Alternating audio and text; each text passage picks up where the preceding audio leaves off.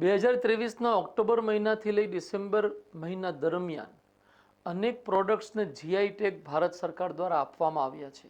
કઈ પ્રોડક્ટ્સ છે એની ઉપર આપણે ચર્ચા કરીશું. યુવાનો, પાછલી ડિવાઇસો પરીક્ષામાં જીઆઈ ટેગથી પ્રશ્ન પૂછાણો આપ સૌ જાણતા હશો. જીઆઈ ટેગ સાંપ્રત પ્રવાહોની તૈયારી માટે અત્યંત અગત્યનો મુદ્દો છે અને એની અંતર્ગત સૌથી પહેલાં આપણે જોશું કે મેઘાલય રાજ્યના કુલ 4 ઉત્પાદનોને ડિસેમ્બર 2023માં જીઆઈ ટેગ પ્રદાન કરવામાં આવ્યો. એમાં નંબર 1 લાકાડોંગ હળદર છે, નંબર 2 ગારો ડાકમાંડા છે, નંબર 3 લારનાઈ માટીકામ છે અને નંબર 4 ગારો ચુબીચી છે. હવે આ શું છે એને આપણે સમજવાની કોશિશ કરીએ. લાકાડોંગ હળદર વિશે માહિતી લેશું. લાકાડોંગ હળદર મુખ્યત્વે મેઘાલયના જેન્તિયા પહાડીના લાકાડોંગ ક્ષેત્રમાં થાય છે. મેઘાલયના અન્ય ક્ષેત્રમાં પણ થાય છે, પરંતુ મેઇન એરિયા એનો જેન્તિયા પહાડીનું ક્ષેત્ર છે. હળદરની આ વિવિધતાને વૈશ્વિક સ્તરે શ્રેષ્ઠ માનવામાં આવે છે, જે તેના ઉચ્ચ કર્ક્યુમિન સામગ્રી લગભગ 6.8 થી 7.5% જેટલું તેમાં કર્ક્યુમિન મળે છે. એના માટે આ જાણીતી છે.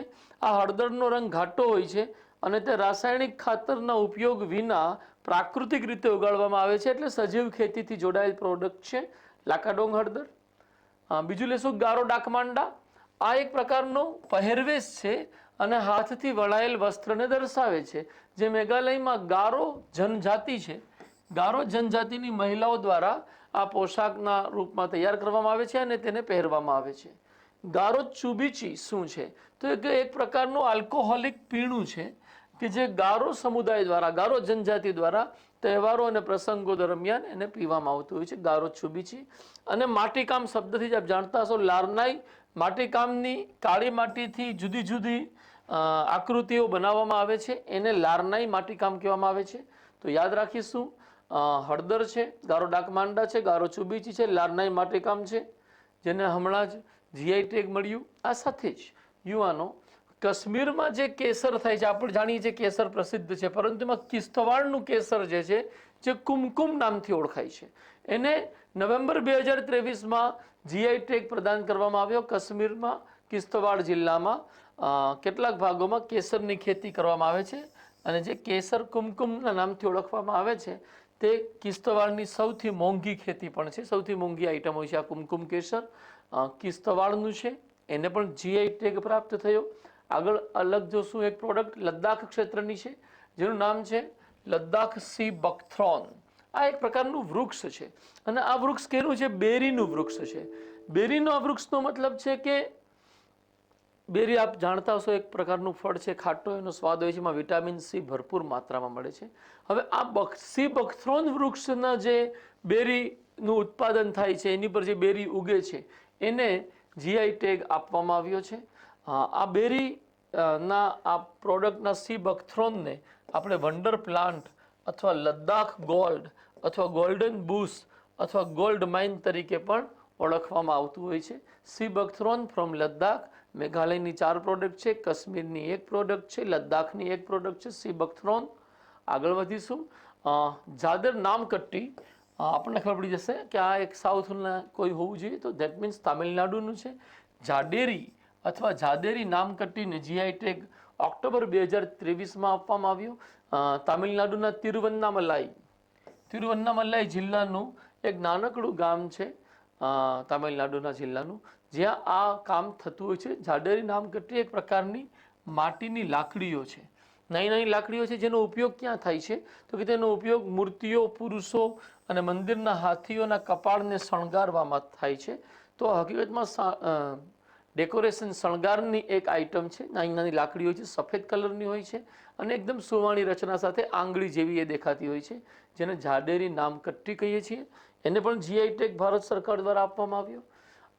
એ સિવાય જમ્મુ કાશ્મીરમાં બાસોલી પશ્મિના શાલ અને ઉધ્યમપુર, એટલે કે જમ્મુ કાશ્મીરનું જ છે, ઉધ્યમપુરના જે કાલારી આઇટમ છે તેને પણ જીઆઈ ટેગ આપવામાં આવ્યો. બાસોલી પશ્મિના કઠુઆમાં મોટાભાગે એનું ઉત્પાદન થાય છે, જમ્મુ કાશ્મીર. આ એક પરંપરાગત હસ્તકલા છે કે જેનાથી પશ્મિના શાલ બને છે. નામ છે બાસોલી. કાલારી એ ડોગરા વંશી લોકોમાં ભોજનની એક વાનગી છે અને એ ભોજનના રૂપમાં અપનાવવામાં આવે છે, જેને પણ જીઆઈ ટેગ પ્રાપ્ત થયો.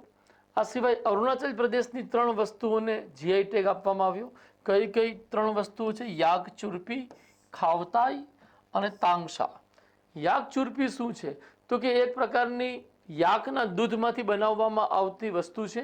આ યાક જે અરુણાચલ યાકના રૂપમાં ઓળખાય છે એ એક દુર્લભ પ્રજાતિ છે અને એ અરુણાચલ પ્રદેશના પશ્ચિમ કામેંગ ડિસ્ટ્રિક્ટ અને તવાંગ ડિસ્ટ્રિક્ટમાં જ જોવા મળે છે અને એના દૂધમાંથી જે આઈટમ બને છે યાક ચુરપી કહેવાય છે. એ પછી ખાવતાઈ એક પ્રકારના ખામતી ચોખા છે. ખાવતાઈ એક ચીકણી ચોખાની જાત છે. આ જાત અરુણાચલ પ્રદેશના નમસાઈ પ્રદેશમાં જોવા મળે છે. આ પાકની ખેતી પરંપરાગત ખામતી આદિવાસી ખેડૂતો દ્વારા કરવામાં આવે છે. ખામતી આદિવાસી નમસાઈ ક્ષેત્ર ખાવતાઈ પ્રોડક્ટનું નામ જેને જીઆઈ ટેગ મળ્યો. તાંગશા કાપડ આ પણ એક વસ્ત્રનો પ્રકાર છે જે ચાંગલાંગ જિલ્લો અરુણાચલ પ્રદેશમાં આવેલો છે. એની તાંગશા જનજાતિ દ્વારા આ કાપડ તૈયાર કરવામાં આવે છે. આને પણ જીઆઈ ટેગ આપવામાં આવ્યો. યાદ રાખીશું આપણે. આ સિવાય ગોવાના કાજુને જીઆઈ ટેગ આપવામાં આવ્યો. આપ સૌને ખબર છે કદાચ કે પોર્ટુગીઝ આપણા ભારતમાં કાજુ લઈને આવ્યા. કાજુ 16મી સદીમાં પોર્ટુગીઝ દ્વારા ગોવામાં લાવવામાં આવ્યા હતા. શરૂઆતમાં કાજુને વનીકરણનું એક સાધન માનવામાં આવ્યું. એનું કોઈ ઇકોનોમિક વેલ્યુ ન હતી, પરંતુ 100-150 વર્ષ પછી આનું અત્યંત ઉચ્ચ આર્થિક મૂલ્ય સ્થાપિત થયું.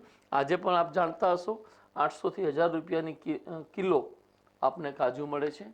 સાલેમ સાબુદાણા સપ્ટેમ્બર 2023માં તમિલનાડુના સાલેમ સ્ટાર્ચ અને સાગો ઉત્પાદક સેવા ઔદ્યોગિક સહકારી મંડળી લિમિટેડ આ એક સંસ્થા છે જેને આપણે સેગો સર્વ તરીકે ઓળખીએ છીએ. તેને સાલેમ સાબુદાણા માટે જીઆઈ ટેગ આપવામાં આવ્યો છે.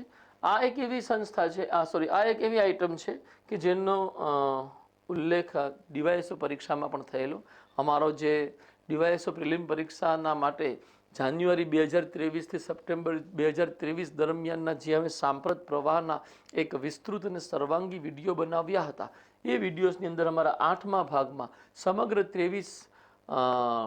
2023ના સમગ્ર જાન્યુઆરીથી લઈ સપ્ટેમ્બર સુધીના વિવિધ જીઆઈ ટેગની રજૂઆત કરવામાં આવી છે. તો આ વિડીયો સાથે આ જો વિડીયો પણ આપ જોઈ લેશો તો સમગ્ર વર્ષના જીઆઈ ટેગ કવર થઈ જશે.